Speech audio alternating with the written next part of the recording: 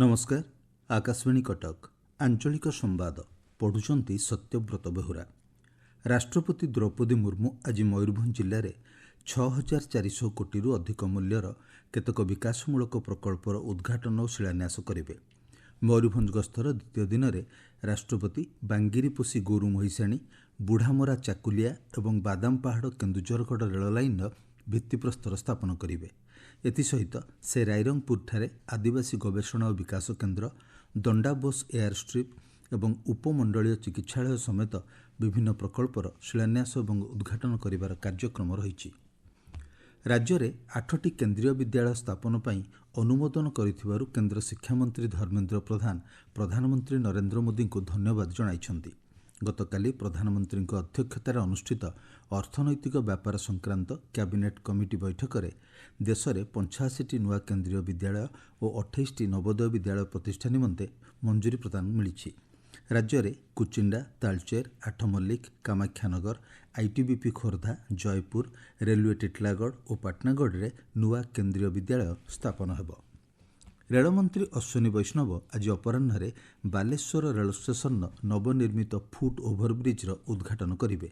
संध्यारे मंत्री श्री वैष्णव Cuttack rail station द्वितीय प्रवेश पथर मध्य उद्घाटन करिवार कार्यसूची रही। कटक सांसद भर्तृहरि महताब यह कार्यक्रम में जोगदेवे। केन्द्र शिक्षामंत्री धर्मेन्द्र प्रधान भारतीय सांकेतिक भाषा पीएम ई विद्या डीटीएच चैनल नुआदिल्ली में गतकाली शुभारंभ करिसेंति। ଏହି ଅବସରରେ ମନ୍ତ୍ରୀ କହିଛନ୍ତି ପିଏମ୍ ଇ ବିଦ୍ୟା ଶ୍ରବଣ ବାଧିତ ସମ୍ପ୍ରଦାୟକୁ ଶିକ୍ଷା କ୍ଷେତ୍ରରେ ସହାୟତା ପ୍ରଦାନ କରିବା ସହ ଚ୍ୟାନେଲରେ ଥିବା ବ୍ୟାପକ ଡିଜିଟାଲ ପାଠ୍ୟକ୍ରମ, ଦକ୍ଷତା ପ୍ରଶିକ୍ଷଣ, ମାନସିକ ସ୍ୱାସ୍ଥ୍ୟ ଆଦି ବିଭିନ୍ନ ସମ୍ବଳ ମାଧ୍ୟମରେ ଶ୍ରବଣ ବାଧିତଙ୍କୁ ସମାଜର ମୁଖ୍ୟ ସ୍ରୋତକୁ ଆଣିବା ପାଇଁ ସହାୟକ ହେବ। ସଶସ୍ତ୍ର ବାହିନୀରେ ସେବାରତ ତଥା ସେବାନିବୃତ୍ତ ଯବାନମାନଙ୍କୁ କୃତଜ୍ଞତା ଜଣାଇବା ଉଦ୍ଦେଶ୍ୟରେ ଆଜି ସଶସ୍ତ୍ର ବାହିନୀ ପତାକା ଦିବସ ପାଳିତ ହେଉଛି। ଏହି ଅବସରରେ ରାଜ୍ୟପାଳ ରଘୁବର ଦାସ କାର୍ଯ୍ୟରତ ଓ ଅବସରପ୍ରାପ୍ତ ଯବାନ ଏବଂ ସେମାନଙ୍କ ପରିବାରବର୍ଗଙ୍କୁ ଶୁଭେଚ୍ଛା ଜଣାଇଛନ୍ତି।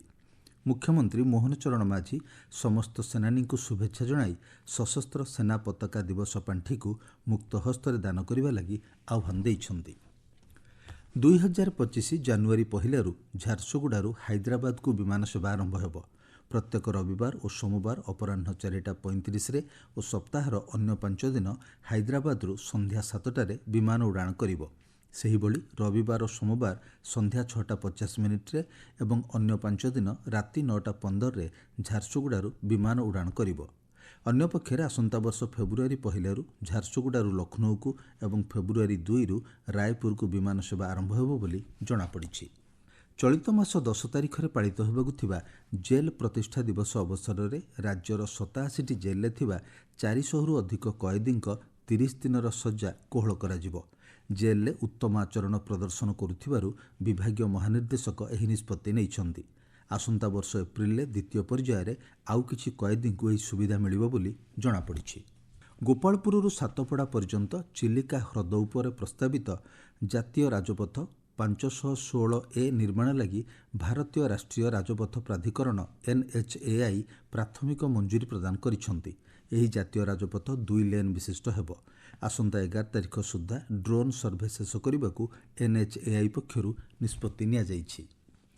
ओडिया भाषा साहित्य और संस्कृति विभाग पक्षरु भुवनेश्वर स्थित प्रदर्शनी पड़िया गत संध्यारे 6ठ ओडिशा राज्य पुस्तक महोत्सव आरंभ होइछि। महोत्सव को एकाम्र विधायक बाबू सिंह उद्घाटन करथिले। पुस्तक मेलारे 400टी स्टल खोला जाइथिबा बेले 200 अधिक प्रकाशक और पुस्तक विक्रेता सामिल होइछन्ति। आसंता 17 तारिख पर्यंत चलिबाकु थिबा एही महोत्सवर प्रत्येक संध्यारे साहित्य आसर, बैठक, आलोचना चक्र एवं पुस्तक उन्मोचन आदि कार्यक्रम अनुष्ठित हेब। विश्वविद्यालय अनुदान आयोग यूजीसी पक्षरु विश्वविद्यालयगुड़िकरे वर्षकु 2 थर नाम लेखाइबा प्रस्ताव दिया जाइछि। जातीय शिक्षानीति 2020 आधार में यूजीसी पक्षरु प्रस्तुत चिठा प्रस्ताव में यूजी एवं पीजी पाठ्यक्रम एकीकरण, उच्च शिक्षानुष्ठान बहुमुखी प्रवेश और प्रस्थान भली व्यवस्था रही।